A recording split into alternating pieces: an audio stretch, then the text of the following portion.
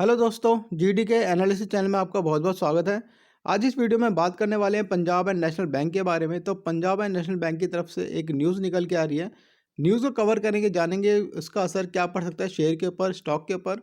तो चलिए स्टार्ट करते हैं आज की वीडियो और जानते हैं पूरी डिटेल में इस इन्फॉर्मेशन को। अगर आप मेरे चैनल पर नए हैं, फर्स्ट टाइम विजिट कर रहे हैं, तो आप मेरे चैनल को सब्सक्राइब भी कर सकते हैं अगर आपको वीडियो अच्छी लगती है। और आप मेरे व्हाट्सएप चैनल को भी ज्वाइन कर सकते हैं, उसका लिंक आपको मिल जाएगा डिस्क्रिप्शन बॉक्स के अंदर। तो चलिए बढ़ते हैं खबर की तरफ।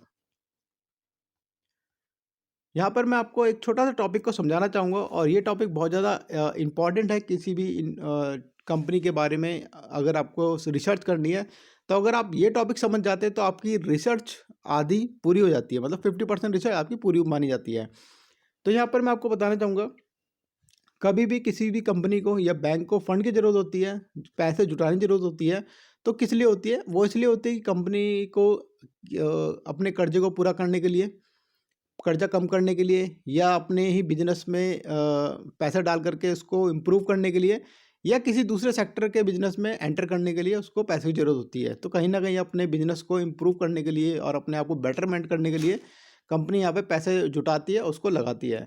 तो यहाँ पर उसके पास कुछ तरीके होते हैं पैसे लगाने के लिए, इकट्ठा करने के लिए। तो पहला तरीका होता है कि वो शेयर अलॉट कर दे, प्रमोटर, नॉन प्रमोटर या प्राइवेट प्लेसमेंट को, उसके थ्रू पैसे इकट्ठे कर लें। दूसरा तरीका होता है वारंट इशू कर दे, जो आगे चल के शेयर में कन्वर्ट हो जाते हैं, वो भी प्रमोटर, नॉन प्रमोटर को, या प्राइवेट प्लेसमेंट कर दे, उसके बदले पैसे ले लें। एक तरीका होता है convertible, non convertible debenture issue करके। और एक तरीका होता है क्यूआईबी, मतलब क्वालिफाइड इंस्टीट्यूशनल बायर के थ्रू हुई वो पैसे इकट्ठे कर सकती है। इसमें आते हैं mutual fund, pension fund, foreign portfolio investment, ये भी फॉल करते हैं इसमें म्यूचुअल क्वालिफाइड इंस्टीट्यूशनल बायर के अंदर। तो इन तरीकों के थ्रू अगर कंपनी फंड इकट्ठा करती है तो इस शेयर में, ऐसे शेयरों में मजबूती बन जाती है और आपकी आधी रिसर्च पूरी आती है। क्योंकि अगर बड़े बड़े प्लेयर की एंट्री होती है किसी भी शेयर में तो लॉन्ग टर्म में वो शेयर काफ़ी ज़्यादा अच्छे मूव करते हैं। और शॉर्ट टर्म में शेयर में थोड़ी उतार चढ़ाव चलती रहती है, बट लॉन्ग टर्म में शेयर अच्छे खासे मूव करते हैं। तो यहाँ पर ये जो खबर जुड़ी हुई है उसके ऊपर हम थोड़ी सी रिसर्च कर लेंगे। यहाँ पर देखिए, कंपनी तरफ से पहले तो न्यूज़ निकल के आई है 22 दिसंबर 2023, और यहाँ पे NSE BSE कोड आप नोट कर सकते हैं।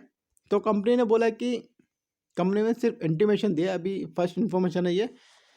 28 दिसंबर 2023 की बोर्ड ऑफ डायरेक्टर मीटिंग है। यहाँ पर बताया कि बोर्ड ऑफ डायरेक्टर मीटिंग होने वाली है 28 दिसंबर 2023। तो कंपनी फंड रेज करेगी, और फंड रेज करने का तरीका जो वैसे मैंने आपको बताया, ऊपर 4 तरीके बताएं, उसके अलावा भी कुछ तरीके होते हैं, पर वो 4 तरीके बहुत ज़्यादा इंपॉर्टेंट होते हैं।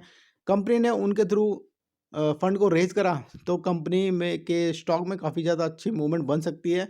अगर कंपनी फोकस करती है, बैंक फोकस करता है क्यूआईबी के ऊपर, क्वालिफाइड इंस्टीट्यूशनल बायर के ऊपर, उसको शेयर अलॉट करता है, तो म्यूचुअल फंड की एंट्री हो जाएगी स्टॉक में। और जब म्यूचुअल फंड की एंट्री होती है वो कम से कम भी 100 गुना 200 गुना रिटर्न लेके निकलती है। अगर आप म्यूचुअल फंड में एंटर करते हो तो आपको भी कहीं ना कहीं 10 से 12 साल म्यूचुअल फंड में बने रहना पड़ता है, तभी आपको बेनिफिट मिलता है। तो म्यूचुअल फंड भी अपने इन्वेस्टर को प्रॉफिट देने के लिए किसी कंपनी में इन्वेस्ट करती है, वहाँ से प्रॉफिट गेन करती है, उसके बाद अपने इन्वेस्टर को पैसा देती है। तो यहाँ पर जैसे कि ऐसे ही कंपनियों में म्यूचुअल फंड एंटर करती है, उसके बाद प्रॉफिट गेन करते हैं, फिर वो एग्जिट करती हैं। अगर यहाँ पर म्यूचुअल फंड की एंट्री हो जाती है इस स्टॉक के अंदर, तो कहीं ना कहीं ये अच्छी खासी मूवमेंट बन सकती है आने वाले टाइम में इस शेयर के अंदर। और शॉर्ट टर्म में बोलूँगा तो शॉर्ट टर्म में थोड़ी सी गिरावट बन जाएगी अगर म्यूचुअल फंड की एंट्री हो जाती है।